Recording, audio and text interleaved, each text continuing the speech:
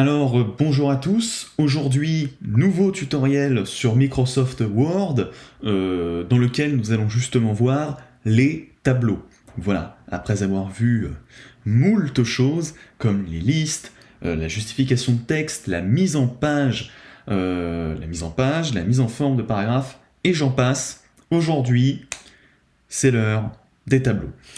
Alors, tout d'abord, qu'est-ce qu'un tableau, finalement? Parce qu'il faut toujours commencer par le commencement. Qu'est-ce qu'un tableau?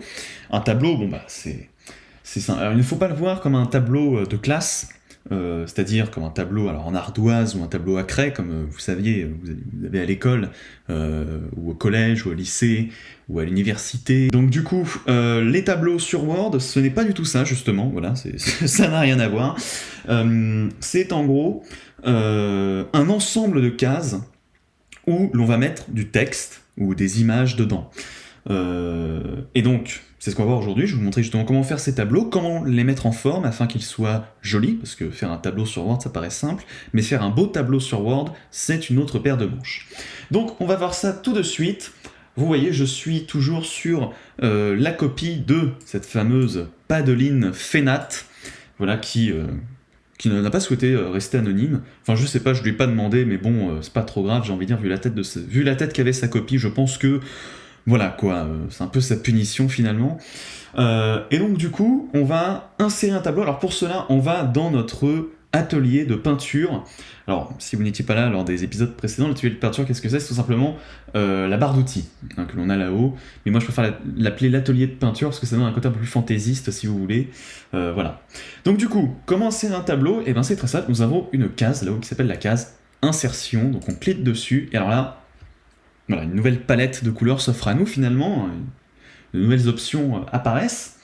Et vous voyez, c'est juste en dessous la case insertion, c'est ici, tableau, avec tableau au pluriel avec un X, et là, on clique dessus, et on a un menu déroulant qui apparaît.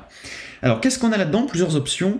On a inséré un tableau avec, vous voyez, des petites cases, comme je vous avais dit, et ça va nous permettre justement d'insérer un tableau avec une prévisualisation.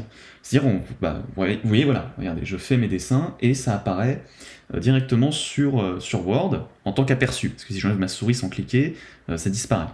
Donc du coup, on va se faire un petit tableau de, allez, on va dire de 3 par 4, de 4 par 3, pardon. Donc un tableau de 4 par 3, comme je l'ai fait ici, tout simplement en glissant sa souris sur les cases, voilà, Word fait ça pour nous, et ensuite, une fois qu'on est satisfait, on clique. Voilà, et là, vous voyez, le tableau a été inséré, avec, évidemment, de nouvelles options qui apparaissent là, que nous allons voir après. Alors, avant d'entrer dans les détails de la mise en page du tableau, j'aimerais vous montrer les autres manières d'insérer un tableau, parce que je trouve que c'est important. Donc on a évidemment la manière comme ceci, la manière simple, la manière finalement basique, et que vous allez utiliser la plupart du temps. Mais il y a aussi plusieurs autres options. Tout d'abord, il y a évidemment insérer un tableau ici, qui nous fait apparaître un menu. Et donc dans ce menu, on a, pareil, plusieurs options. C'est un peu le menu où on fait tout manuellement, si vous voulez. On choisit le nombre de colonnes que l'on veut, le nombre de lignes, voilà, on peut en mettre vraiment beaucoup, je pense qu'il y a une limite quand même. Et ensuite, on a le comportement de l'ajustement automatique. Alors, qu'est-ce que c'est que ça? C'est la manière dont va s'ajuster le tableau en fonction de ce que vous mettez dedans.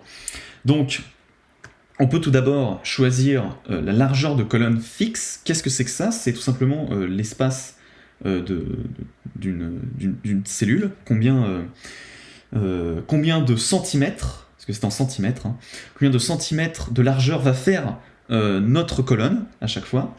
On peut ajuster au contenu. Donc ajuster au contenu, ça veut dire que les cases du tableau vont se redimensionner automatiquement en fonction de ce que l'on va écrire dedans.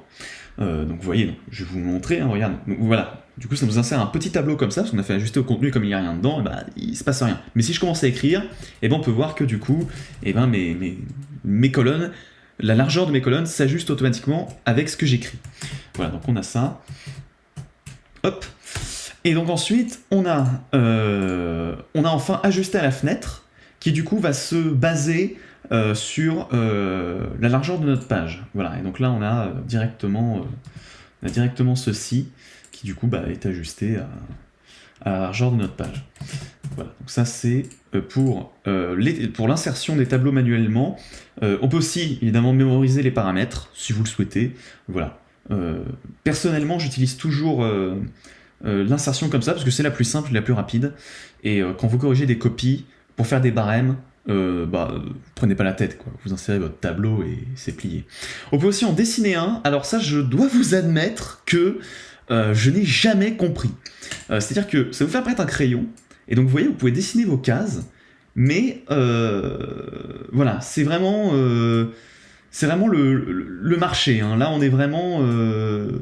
je ne sais pas ce qu'on fabrique, mais voilà. Et en gros, vous voyez ce qu'on peut faire, quoi. C'est un tableau purement manuel, purement en direct live, quoi, comme on dit. C'est n'importe quoi, je n'ai jamais compris cette manière de faire, mais si vous le souhaitez, voilà. Si, en soi, on pourrait faire justement des sortes de diagrammes comme ça, si vous voulez. Vous voyez ce que je veux dire, par exemple, avec une information là, voilà, une information ici, une autre information là, une autre information là, vous voyez. On pourrait faire comme ça. Voilà, c'est vraiment le faire le plus manuellement possible. Vous avez la manière simple, la manière un peu manuelle, et la manière vraiment totalement on s'en fout, quoi. Vous pouvez aussi insérer directement une feuille de calcul Excel. Voilà, alors je n'ai pas encore fait de tutoriel Excel, mais à l'avenir j'en ferai peut-être, et du coup je pourrais vous montrer cette option. Et enfin, vous avez les tableaux rapides, des tableaux déjà conçus par Word, que vous pouvez directement insérer et modifier vous-même les valeurs. Donc maintenant que l'on a vu les différentes manières d'insérer un tableau, nous allons voir comment le mettre en forme. Parce que là, vous voyez, il n'y a absolument rien qui est mis en forme, il n'y a rien qui est justifié, il n'y a aucune police définie, voilà. Donc, ce qu'on va faire, c'est que déjà, on va évidemment mettre une en-tête pour chaque colonne. Il faut bien dire de quoi parle chaque colonne. Imaginez, vous faites vos courses, et vous aimez tellement faire des listes de courses que vous marquez même le prix du produit. Donc on va faire ça, donc on va d'abord mettre évidemment le produit, la quantité, combien on en achète, et enfin le prix que ça coûte. Voilà. Et donc ici, on va dire que ça, ce seront nos en-têtes. Et donc, alors, là on peut se dire, bon bah c'est plié, après j'ai plus qu'à remplir et à mettre tomates, oignons, du pain, et puis voilà, c'est plié. Mais non, nous, on fait les choses propres. Et donc quand on fait les choses propres, eh ben, on met en forme. Donc déjà, plusieurs choses à faire. Un tableau, c'est comme du texte. Les éléments textuels du tableau, ça fonctionne comme du texte. Donc vous laissez maintenir votre clic gauche de souris, vous sélectionnez les colonnes ou les lignes que vous souhaitez appliquer la même mise en forme. Et donc moi, dans mon cas, ce que je vais faire, c'est que je vais le centrer et le mettre en gras en cliquant sur le G ici, ou en appuyant sur CTRL-G, ou en appuyant sur Commande-G si vous êtes sur Mac.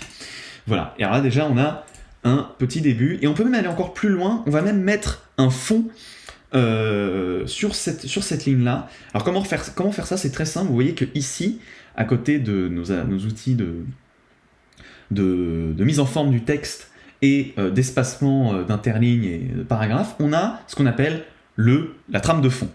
Qu'est-ce que la trame de fond? C'est une couleur d'arrière-plan, finalement, en soi, que l'on va appliquer à ces lignes-là du tableau. Donc pour cela, vous cliquez là-dessus. Alors voilà, on peut choisir la couleur que l'on veut. Alors moi, j'ai envie d'un petit peu de sobriété, finalement, et je vais laisser tout ça en gris.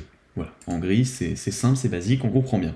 Et là, vous voyez, on comprend déjà un peu plus ce que notre tableau veut dire, finalement. On comprend que là, on a une en-tête qui, pour chaque colonne, dit quelque chose. Produit, là, on comprend mieux que c'est tomate, quoi. Avant, on pouvait le comprendre, mais c'était plus compliqué à déchiffrer. Et le but de la mise en forme de tableau, c'est de rendre tout ça plus simple à comprendre pour celui ou celle qui le lit. Voilà, donc ensuite, on va faire, alors pour toutes les cases, personnellement, moi, j'y vais direct, hein, je centre tout, je trouve ça beaucoup plus beau. Et du coup maintenant, une fois qu'on a tout sélectionné et qu'on a tout centré, et vous voyez que maintenant, quand je me déplace sur mes cases, c'est automatiquement centré. Donc quantité, on va dire 2, là j'en veux 3 oignons, et je veux 5 pains, parce que j'aime beaucoup le pain. Prix, on va dire 2 tomates, 45 €. Écoutez, la vie à Paris, c'est pas donné, d'accord? Donc 45 € les 2 tomates, 3 oignons, allez, 60, Et puisque le pain c'est facile à faire, on va dire 5 € les 5 baguettes. Baguettes de pain. 5 baguettes de pain. Voilà. C'est bien mieux comme ça. Et donc du coup maintenant, qu'est-ce qu'on a? Alors on va prix total, c'est important. Et donc maintenant qu'est-ce qu'on a? On a ça. Mais on peut faire encore mieux, déjà en aérant tout ceci.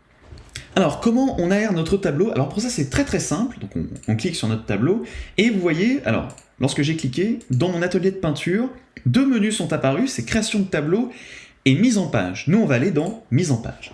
Et donc là on a plein d'options très sympathiques, où du coup on peut faire plein de choses.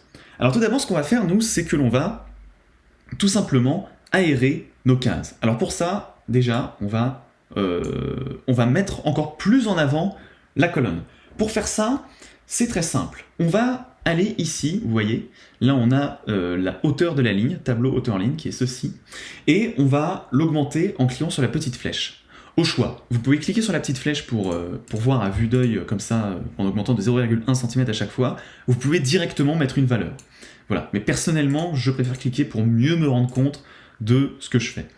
Par exemple, on va mettre 1,5 ça fait beaucoup. On va mettre 1,2 cm. Une fois que ça c'est fait, à côté, vous voyez que l'on a 9 boutons qui est la manière d'aligner le texte dans les cellules. Donc alors, comment on fait? Eh ben, on clique sur les différentes manières d'aligner notre texte et vous voyez que à chaque fois, ça s'aligne en fonction des boutons sur lesquels on clique. Donc nous, on va prendre centrer, et là, vous voyez, bam. Et alors là c'est beau, là c'est sympathique, là c'est beau, c'est sympa, c'est super joli. Et donc on va faire pareil pour nos trois autres lignes, où on va mettre un peu moins d'espacement cette fois quand même, où du coup on va cliquer là, on va mettre 1 cm, et on va nous centrer. Et là vous voyez, là c'est beau, là c'est propre, là c'est sympathique. Donc on a tout, mais on peut faire d'autres choses, parce que si vous voulez, imaginez, avant d'aller faire vos courses, vous vous dites, tiens, si je rajoutais un ingrédient, si je rajoutais un produit à acheter. Et donc pour ça, on a ces 4 options-là, qui est insérer au-dessus, insérer dessous, insérer à gauche et insérer à droite. Qu'est-ce que ça veut dire tout ça? Alors, insérer au-dessus et insérer dessous, ça veut dire que, lorsqu'on va cliquer là-dessus, on va insérer tout simplement une nouvelle ligne, donc avec 3 colonnes, en dessous ou au-dessus de la ligne que l'on a sélectionnée. Et insérer à gauche ou insérer à droite, c'est on va insérer une nouvelle colonne à gauche ou à droite. Donc ce que je vous propose, c'est de faire une nouvelle ligne et une nouvelle colonne. Donc la nouvelle ligne, on va en insérer une dessus, voilà. Une dessous, pardon, donc une en dessous de la case tomate, et on va dire par exemple, tiens, aujourd'hui j'ai envie d'acheter une PlayStation 5, voilà, à 500 €. Alors maintenant qu'on a inséré notre ligne, on va insérer notre colonne. Et on va se dire, la quantité qu'on a déjà à la maison, par exemple. Voilà, donc j'insère une colonne à droite, vous voyez que ici ma souris est à côté du 500 €, j'insère une colonne à droite, et là on va dire j'ai déjà. Voilà. J'ai déjà, donc des tomates, j'en ai pas, une PS5, j'en ai déjà une, mais j'en rachète une deuxième parce que je suis riche. Des oignons, j'en ai déjà 2, et des baguettes de pain, j'en ai déjà 28, mais j'en veux 5 de plus parce que j'adore ça. On sélectionne toute notre nouvelle colonne, et on clique sur centrer pour que cela corresponde à la mise en forme globale de notre tableau. Et alors là, maintenant, on peut faire encore autre chose pour améliorer notre tableau. Imaginons que lorsqu'on va faire les courses, il y a un jour, c'est les soldes. Et que donc, du coup, prix total, de tomates, ça vaut plus 45 €, mais ça vaut le tiers de son prix, donc 15 €. Donc, sacrée réduction, un sacré solde. J'aimerais bien que ce soit les soldes tous les jours, c'est moi qui vous le dis. Et donc, du coup, ce qu'on peut faire, c'est qu'on peut fractionner cette ligne, cette cellule. Comment on fait ça? Je pense que vous le voyez ici, on a le bouton fractionner. Comment ça marche? On clique dessus, et on a un menu qui apparaît, qui va nous dire combien on veut de colonnes et combien on veut de lignes. Donc, c'est-à-dire qu'en gros, cette cellule-là va être divisée en deux, dans notre cas-là, parce qu'on dit qu'on veut 2 colonnes. Et donc, on va laisser comme ça, pour l'exemple, et là, vous voyez, bam, j'ai fractionné ma cellule en 2, et je peux dire que maintenant, le prix, lorsque c'est les soldes, ça vaut 15 €. Voilà. Et après, les autres, on n'est pas obligé. C'est ça qui est pratique, et fractionner, c'est qu'on peut se dire « Ah, j'ajoute où je veux pour scinder mes cellules, etc. » Et enfin, Dernière chose, si jamais on veut supprimer une cellule, une colonne ou une ligne, comment on fait? Alors, il y a la méthode la plus simple, c'est-à-dire on sélectionne la ligne et on fait supprimer, ou dans ce cas-là, donc supprimer évidemment, on appuie sur la touche Supr ou la touche Backspace. Voilà, donc Backspace c'est la touche effacer, si vous voulez. Et là, on a 4 options qui apparaissent, donc c'est déplacer les cellules vers la gauche, déplacer les cellules vers le haut, supprimer la ligne entière ou supprimer la colonne entière. Alors dans notre cas, on a sélectionné toute la ligne, donc on va dire supprimer la ligne entière, et là, bam, tomate, c'est parti. Donc ça, c'était comment supprimer à l'arrache. On a aussi d'autres options, ici, avec le menu supprimer, on a donc une manière plus propre de faire ça finalement. On peut se dire supprimer des cellules, supprimer les colonnes, supprimer les lignes, ou tout simplement supprimer le tableau, hein, voilà, mais on va pas faire ça. Et donc du coup, moi je veux supprimer des colonnes. Finalement ma colonne j'ai déjà, j'en veux plus, qu'est-ce que je fais? Je clique sur supprimer les colonnes, et hop, la colonne que j'avais sélectionnée a disparu. Petit problème en revanche, notre tableau, eh ben, il est plus aligné avec notre page. Donc bah, c'est relou quoi, donc comment on fait ça? Eh ben c'est très simple, on glisse ici, voilà, avec le petit carré qui était apparu en bas, et on remet, voilà, comme avant. Est-ce que c'est pas génial? Je vous le remonte, vous voyez, c'est ici on a un petit carré là, et c'est un carré tout simplement qui redimensionne notre tableau. Voilà. C'est une manière un peu plus bourrin, si vous voulez, de faire tout ce qu'on a fait avant finalement. Parce que là vous voyez que lorsque je fais ça, ça redimensionne la taille de mes lignes et de mes colonnes, de mes cellules, de la totale finalement. Donc voilà, à vous de voir. Et donc enfin, une dernière chose, c'est parce qu'on a vu le menu mise en page, mais on a aussi le menu création de tableau. Et alors là, c'est le menu un peu fantasy, où du coup, eh ben, on peut appliquer des styles prédéfinis à notre tableau, que nous suggère Word, comme le montre ce menu déroulant ici, où vous le voyez là, lorsque je glisse ma souris dessus, ça me propose des styles déjà faits. Voilà, si jamais vous avez la flemme de faire le vôtre, votre propre style, d'être original, eh ben vous pouvez tout simplement, vous voyez, faire des choses comme ça, voilà. Alors personnellement, je ne m'en sers pas, mais ça peut toujours servir si jamais, voilà, on doit rendre un rapport, on sait pas trop comment faire un tableau stylé, ben hop, on prend un style déjà fait et c'est parti.